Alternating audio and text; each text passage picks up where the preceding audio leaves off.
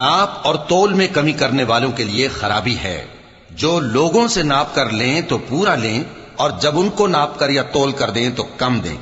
کیا یہ لوگ یہ نہیں خیال کرتے کہ اٹھائے بھی جائیں گے؟ یعنی ایک بڑے سخت دن میں، جس دن تمام لوگ رب العالمین کے سامنے کھڑے ہوں گے۔ سن رکھو کہ بدکاروں کے اعمال نامے سجین میں ہوں گے، اور تم کیا جانتے ہو کہ سجین کیا چیز ہے؟ ایک دفتر ہے لکھا ہوا، اس دن جھٹلانے والوں کے لیے خرابی ہے، یعنی جو انصاف کے دن کو جھٹلاتی ہیں، اور اس کو جھٹلاتا وہی ہے جو حد سے نکل جانے والا گناہ گار ہے۔ جب اس کو ہماری آیتیں سنائی جاتی ہیں تو کہتا ہے یہ تو پہلے لوگوں کے افسانے ہیں۔